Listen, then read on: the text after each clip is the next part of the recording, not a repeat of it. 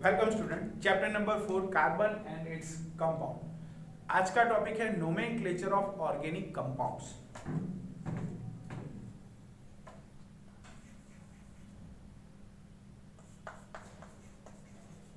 Nomenclature of organic compound.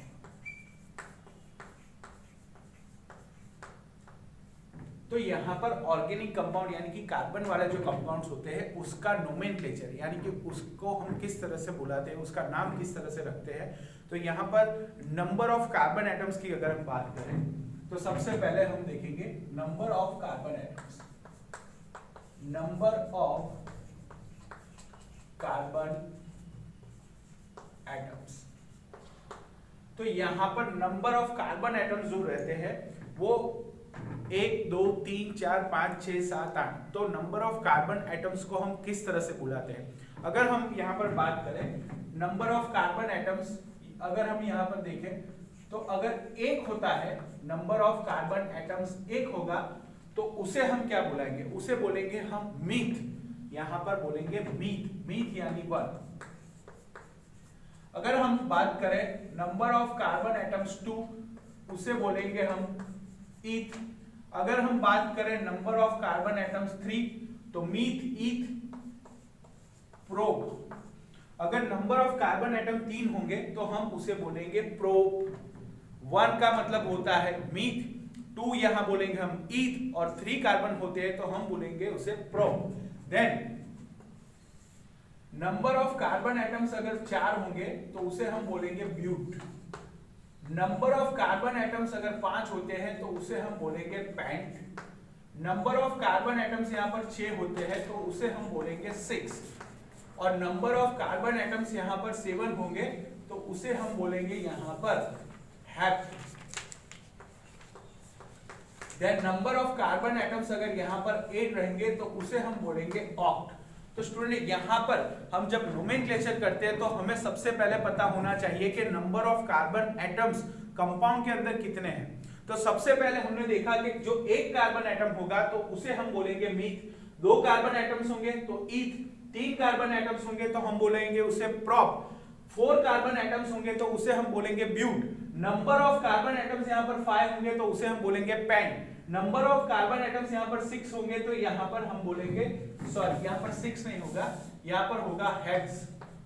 तो student यहाँ पर आपको याद रखना है कि नंबर ऑफ कार्बन एटम्स जिस तरह से यहाँ पर 7 होंगे तो उसे हम बोलेंगे हेप्ट और 8 होंगे तो उसे हम बोलेंगे ऑक्ट। तो यहाँ पर स्टूडेंट 1 से लेके 8 तक के कार्बन के लिए यहाँ पर जो नोमेनक्लेचर है वो यहाँ पर रहेगा। 1 के लिए मीथ, 2 के लिए ईथ, 3 के लिए प्रोप, 4 के लिए ब्यूट, 5 के लिए पेंट, 6 के लिए हेक्स, 7 के लिए हेप्ट और 8 के लिए होगा यहाँ पर ऑक्ट। तो स्टूडेंट यहाँ पर आपको याद रखना है कि नंबर ऑफ कार्बन एटम सबसे पहले नोमेनक्लेचर करते समय आपको सबसे पहले यहाँ पर देखना चाहिए कि नंबर ऑफ कार्बन एटम्स कितने हैं। तो स्टूडेंट यहाँ पर मैं आपको दिखाऊंगा कि कार्बन को हम नोमेनक्लेचर, उसका नोमेनक्लेचर किस तरह से करते हैं। अ सैचुरेटेड हाइड्रोकार्बन और एन अल्केन। मैंने आपको बताया था कि हाइड्रोकार्बन 3 तरह के होते हैं, अल्केन, अल्कीन और अल्काइन। अल्केन का मतलब होता है सिंगल बॉन्ड, सैचुरेटेड कंपाउंड बोलते हैं इसे। अल्कीन का मतलब होता है डबल बॉन्ड और अल्काइन का मतलब होता है ट्रिपल बॉन्ड। तो असेचुरेटेड हाइड्रोकार्बन, यहां पर हम देखेंगे कि नोमेनक्लेचर किस तरह से करते हैं।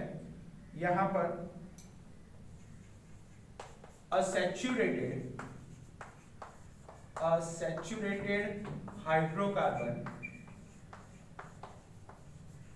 असेचुरेटेड हाइड्रोकार्बन की अगर हम बात करें, असेचुरेटेड हाइड्रोकार्बन और एन अल्केन और एन सैचुरेटेड हाइड्रोकार्बन को ही हम बोलते हैं अल्केन, ALKANE। तो यहाँ पर स्टूडेंट आप देख सकते हो सैचुरेटेड का मतलब होता है सिंगल बॉन्ड और अल्केन का भी मतलब होता है जो सिंगल बॉन्ड से कार्बन कार्बन के साथ जुड़ा हुआ होता है उसे ही हम बोलते हैं अल्केन। तो alkane is indicating bye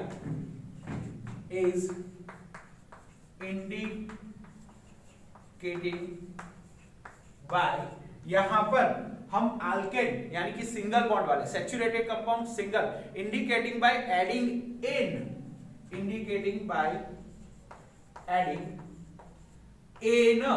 N का मतलब होगा सिंगल बॉन्ड और उसके सफिक्स में, सफिक्स का मतलब होता है उसको लगाने से यहां पर उसका नोमेनक्लेचर चेंज हो जाता है। उसको हम पीछे की तरफ यानी कि जब हम आगे की तरफ लिखेंगे उसके लास्ट वाला यानी कि यहां पर हमें लास्ट में लिखेंगे यानी कि सफिक्स में लिखेंगे ane to the suffix, to the suffix.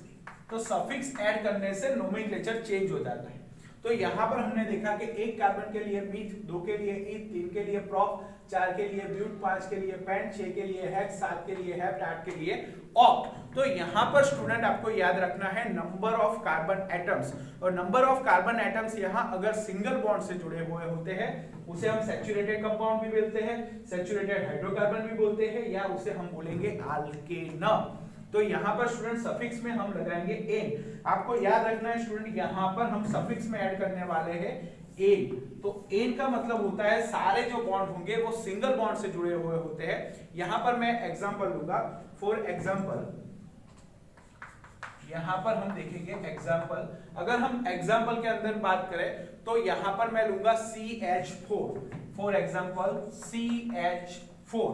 CH4 यानी कि कार्बन एक है। यहां आप देख सकते हो नंबर ऑफ कार्बन एक होता है तो हम बोलते हैं इसे मीथ बोलेंगे। क्या बोलेंगे? मीथ। तो यहां पर स्टूडेंट फॉर एग्जांपल मीथ, यहां पर number of carbon atom single है तो CH4 which contain only one carbon, CH4 which contain only one carbon। तो यहां पर स्टूडेंट आप देख सकते हो कि यहां पर ओनली वन कार्बन यानी कि एक ही कार्बन है। Only one carbon atom is, only one carbon atom, only one carbon atom यानी कि एक कार्बन एटम होगा तो हम उसे बोलेंगे मीथ। सिंगल कार्बन एटम का यहां पर मतलब होता है मीथ।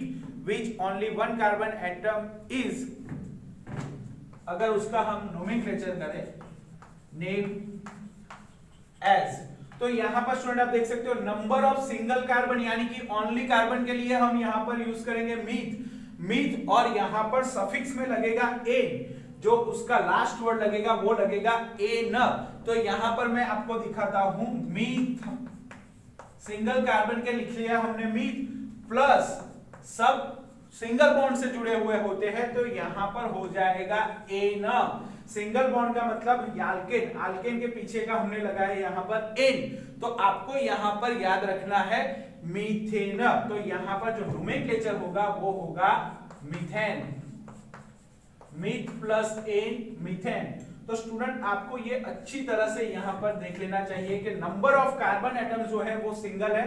तो कार्बन के लिए हमने यूज किया मीथ प्लस सिंगल बॉन्ड, सारे कार्बन एटम्स यहां पर सिंगल बॉन्ड से जुड़े हुए होते हैं, that's why it is called methane. Methane आपको पीछे बोलना है, सफिक्स में लगाना है ane, meth plus ane, it is called methane. Then अगर हम यहां पर बात करें डबल बॉन्ड की, तो यहां पर हमने देखा सैचुरेटेड हाइड्रोकार्बन और an alkane is indicated by adding. यहां पर हमने ऐड क्या किया है? एडिंग। यहां पर हमने ऐड किया है एन, यहां पर ऐड किया है हमने एन। तो एन जो है उसके लगाने से यहां पर हो जाएगा meth plus ane, it is called methane. Then and unsaturated compound की अगर हम बात करें तो आपको यहां पर याद रखना है अगर सिंगल होता है तो उसके लिए हम कार्बन, सिंगल कार्बन एटम होता है उसे हम मीथ, 2 के लिए हम बोलेंगे ईथ, 3 के लिए प्रॉप, 4 के लिए ब्यूट, 5 के लिए पेंट, 6 के लिए हेक्स और 7 के लिए हेप्ट और 8 के लिए ऑक्ट। तो ये सारे कार्बन एटम जो नंबर जो बढ़ जाते हैं उस तरह से उसके नोमेनक्लेचर भी आप 1 के लिए मीथ, 2 के लिए ईथ, 3 के लिए प्रॉप, 4 के लिए ब्यूट, 5 के लिए पेंट, 6 के लिए हेक्स, 7 के लिए हेप्ट और 8 के लिए ऑक्ट। तो ये सारे नंबर ऑफ कार्बन यहाँ पर एटम्स, जो नंबर ऑफ कार्बन एटम्स रहते हैं कंपाउंड के अंदर उसे रिप्रेजेंट करते हैं। तो यहाँ पर देखा हमने सैचुरेटेड कंपाउंड के लिए। अब हम बात करेंगे unsaturated compound and unsaturated hydrocarbon and unsaturated hydrocarbon and unsaturated hydrocarbon containing double bond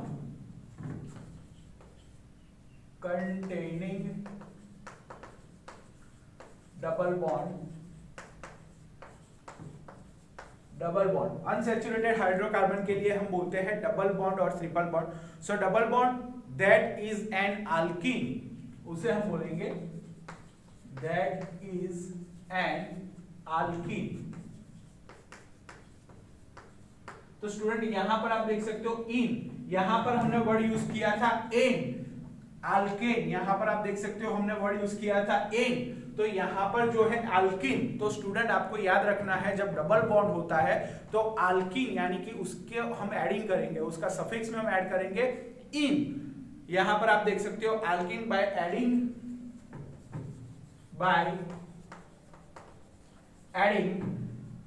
इन, यहां पर हम ऐड करेंगे इन। तो स्टूडेंट आप देख सकते हो यहां पर मैंने ऐड किया है इन क्योंकि ये डबल बॉन्ड से जुड़ा होता है, into the suffix, to the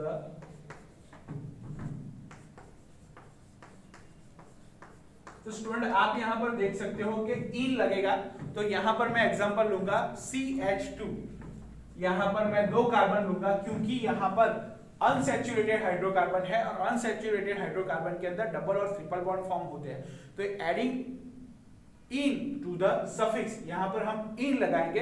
तो यहां पर स्टूडेंट एग्जांपल लेंगे हम, तो यहां पर जो एग्जांपल है वो होगा CH2 double bond CH2, compound containing 2 carbon. यहां पर आप देख सकते हो 2 कार्बन है, CH2 डबल बॉन्ड CH2, और आप यहां पर देख सकते हो CH2 डबल बॉन्ड, कार्बन की वैलेंसी 1 2 2 हाइड्रोजन 4, 1 2, यहां पर 2 हाइड्रोजन 4। तो CH2 double bond CH2 molecular formula की अगर बात करें तो C2H4, number of carbon atoms यहां पर 2 है और हाइड्रोजन एटम्स जो है वो यहां पर 4 है।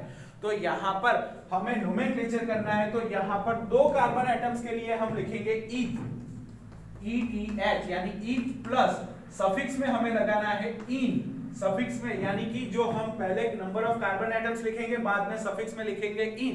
तो यहां पर जो नोमेनक्लेचर हो जाएगा वो हो जाएगा इथीन, यहां पर नोमेनक्लेचर हो जाएगा इथीन क्योंकि यहां पर डबल बॉन्ड है। तो स्टूडेंट आपको यहां पर याद रखना है कि यहां पर जो अपने नोमेनक्लेचर जो है यहां पर एन बोलते थे हम, लास्ट में जो वर्ड यूज करते हैं वो एन बोलते हैं, यहां पर बोलेंगे इन क्योंकि डबल बॉन्ड है। और अगर हम ट्रिपल बॉन्ड की बात करें, unsaturated hydrocarbon containing double bond के जगह हम यूज करेंगे triple bond, that is an alkyne by adding आइन टू द सफिक्स। किस तरह से, तो स्टूडेंट यहां पर हम देखेंगे N unsaturated hydrocarbon unsaturated hydrocarbon containing triple bond that is, यहां पर triple bond that is an alkyne, यहां पर जो होगा वो अल्काइन। तो यहां पर अल्काइन यानी जो यहां पर लास्ट में है बाय एडिंग आइन, यहां पर ऐड करेंगे हम आइन। तो यहां पर स्टूडेंट आप देख सकते हो कि डबल बॉन्ड में इन ऐड किया था, यहां पर हमने आइन ऐड किया YNE, उसे बोलेंगे आइन टू द सफिक्स, आइन टू द सफिक्स। तो स्टूडेंट यहां पर आप देख सकते हो कि हमने जो ऐड किया है वो यहां पर आइन है, सफिक्स में ऐड करेंगे। यहां पर जो होगा एग्जांपल हम लेंगे, एग्जांपल यहां पर मैं लूंगा CH ट्रिपल बॉन्ड CH, तो यहां पर मॉलिक्यूलर फार्मूला हो जाएगा C2H2 और यहां पर नोमेनक्लेचर होगा 3 कार्बन के लिए हम, यहां पर 2 कार्बन है तो 2 कार्बन के लिए लिखेंगे हम ईथ प्लस आइन, यहां पर हो जाएगा इथाइन। तो स्टूडेंट आप यहां पर देख सकते हो कि जो नोमेनक्लेचर यहां पर बन रहा है वो हो जाएगा इथाइन। तो स्टूडेंट आपको याद रखना है कि नंबर ऑफ कार्बन एटम्स जिस तरह से बढ़ते जाते हैं उस तरह से उसके नोमेनक्लेचर में भी चेंज आता है। नंबर ऑफ कार्बन एटम्स 1 होगा मीथ, 2 के लिए ईथ, 3 के लिए प्रोप, 4 के लिए ब्यूट, 5 के लिए पैंट, 6 के लिए हेक्स, 7 के लिए हेप्ट और 8 के लिए oct. A saturated hydrocarbon or an alkene is indicated by adding n, यानी कि सफिक्स में हमें लगाना है n। सिंगल बॉन्ड होगा, सैचुरेटेड कंपाउंड होगा, उसे हम बोलेंगे अल्केन, और अल्केन के जो सफिक्स में ऐड होता है वो होता है n। उसी तरह अगर डबल बॉन्ड की बात करें तो इन, और ट्रिपल बॉन्ड की बात करें तो आइन। तो नोमेनक्लेचर आपको अच्छी तरह से यहाँ पर पढ़ लेना है, अच्छी तरह से समझ लेना है। यहाँ पर हमने लिखा ईथ प्लस आइन यानी कि इथाइन। यहाँ पर नंबर ऑफ कार्बन एटम 2 है, हाइड्रोजन भी 2 है, तो यहाँ पर ट्रिपल बॉन्ड होने की वजह से हम लिखेंगे इथाइन। इथाइन। तो स्टूडेंट आपको बहुत ही अच्छी तरह से प्रिपेयर करना है, प्रिपेयर करके इसे आपको अच्छी तरह से नोटबुक में लिख लेना है। Okay student, good bye, good luck.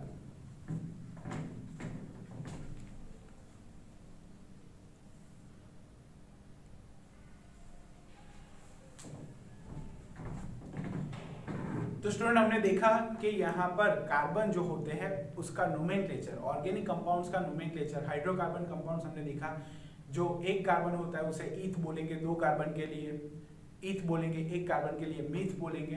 तो यहाँ पर हमने देखा मीथ, ईथ, प्रोप, ब्यूट। तो नोमेनक्लेचर करते समय हमें ध्यान में रखना है कि नंबर ऑफ कार्बन एटम्स कितने हैं, और नंबर ऑफ कार्बन एटम्स जो होते हैं वो नंबर ऑफ कार्बन एटम्स को हम पहले लिखेंगे, बाद में उसको डबल बॉन्ड, ट्रिपल बॉन्ड जो किस तरह से रिप्रेजेंट होता है वो नाम हम लिखेंगे। तो यहाँ पर student number of carbon atoms की बात करें, हमने देखा कि अगर नंबर ऑफ कार्बन एटम्स 1 होता है, यहाँ पर नंबर ऑफ कार्बन एटम्स 1 होता है, तो यहाँ पर जो फॉर्मूला है वो बनेगा CH4, CH4, और हमने देखा उसे हम बोलेंगे मीथेन, उसे हम बोलेंगे methane, meth plus ane, methane. Formula होगा CH4। और यहाँ पर स्ट्रक्चर की अगर हम बात करें तो 1 2 3 4, यानी कि यहाँ पर 4 हाइड्रोजन एटम्स यहाँ पर जुड़ जाएंगे। तो अगर हम यहाँ पर स्ट्रक्चर की बात करें तो नंबर ऑफ कार्बन एटम्स 1 है, और नंबर ऑफ हाइड्रोजन एटम्स यहाँ पर आप देख सकते हो 4 है। उसी तरह हम 2 कार्बन एटम्स की बात करें यहाँ पर तो हो जाएगा इथेन, इथेन। तो यहाँ पर C2H4। तो स्टूडेंट सबसे पहले मैंने आपको हर बार बताया है कि सबसे पहले आपको नंबर ऑफ कार्बन एटम्स कितने हैं वो आपको यहाँ पर लिखने हैं। यहाँ पर C2H6 हो जाएगा, नंबर ऑफ कार्बन एटम्स 2 है तो हाइड्रोजन यहाँ पर 6 हो जाएंगे। तो यहाँ पर C2H6 का स्ट्रक्चर, सबसे पहले आपको नंबर ऑफ कार्बन एटम्स लिख लेने हैं। यहाँ पर 2 कार्बन एटम है तो यहाँ पर हाइड्रोजन हो जाएंगे 1 2 3 4 5 यहाँ पर, और ये 6। तो सबसे पहले मैंने आपको हर बार बताया, आपको याद रखना है, सबसे पहले नंबर ऑफ कार्बन एटम्स लिख लो, उसके बाद आपको हाइड्रोजन्स लिखने, क्योंकि जब आप नंबर ऑफ कार्बन एटम्स लिखते हो तो उसकी वैलेंसी जब सेटिस्फाई करोगे तो आपको पता चल जाएगा कि नंबर ऑफ हाइड्रोजन कितने आते हैं। देन 3 कार्बन एटम्स के लिए मैंने आपकी बात की थी, 3 कार्बन एटम्स जो होते हैं यहाँ पर उसे हम बोलेंगे प्रोप, और प्रोप और सिंगल बॉन्ड यानी प्रोपेन, उसका स्ट्रक्चर यहाँ पर होगा C3H8।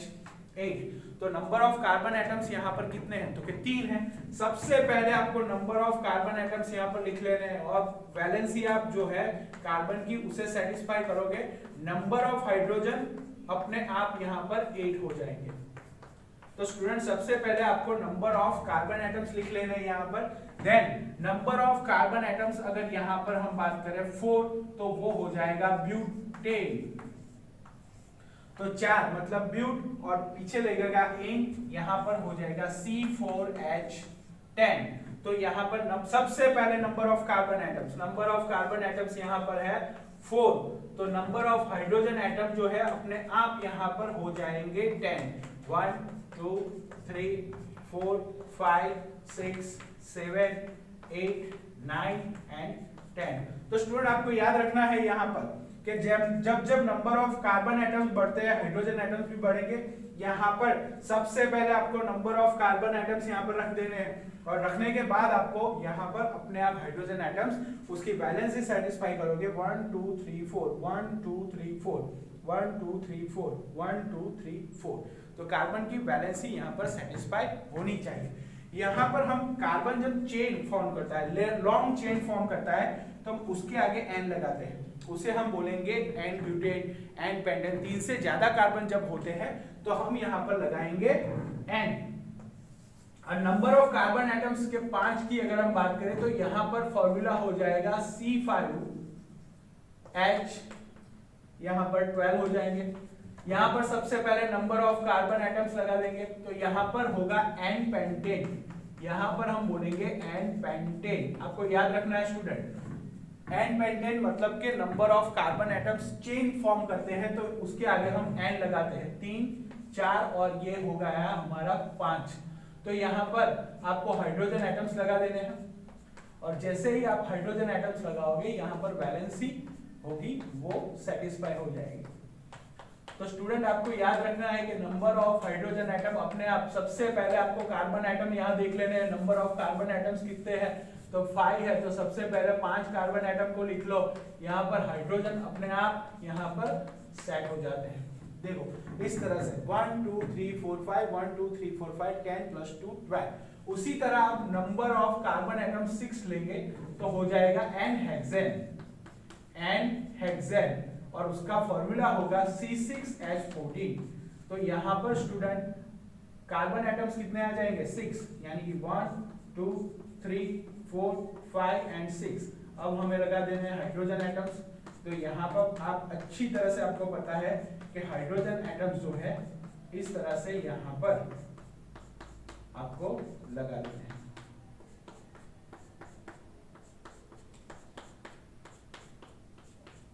तो आप अब हाइड्रोजन एटम्स गिन लो 1 2 3 4 5 6, 1 2 3 4 5 6, 6 + 6 12 और यहाँ पर 2 14।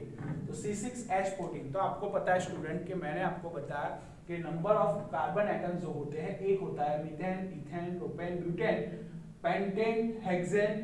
तो आगे आप अपने आप दूसरे नोमेनक्लेचर अपने आप बनाओ और अच्छी तरह से उसे देखो कि नंबर ऑफ कार्बन एटम्स कितने हैं। सबसे पहले नंबर ऑफ कार्बन एटम्स लिख लेने हैं। अगर सिंगल बॉन्ड से जुड़े होंगे तो उसके सफिक्स में एन ऐड करना है। डबल बॉन्ड होगा तो आइन, और ट्रिपल बॉन्ड डबल बॉन्ड होगा तो इन, और ट्रिपल बॉन्ड होगा तो आइन हमें लगाना है। तो स्टूडेंट यहाँ आपको अच्छी तरह से याद रखना चाहिए कि नंबर ऑफ कार्बन एटम्स और नंबर ऑफ कार्बन एटम्स लिखने के बाद कितने बॉन्ड से जुड़े हुए हैं, डबल या सिंगल या ट्रिपल। तो उसी तरह आपको नोमेनक्लेचर भी आना चाहिए। ओके स्टूडेंट, यहाँ पर आपको अच्छी तरह से ये याद रखना है।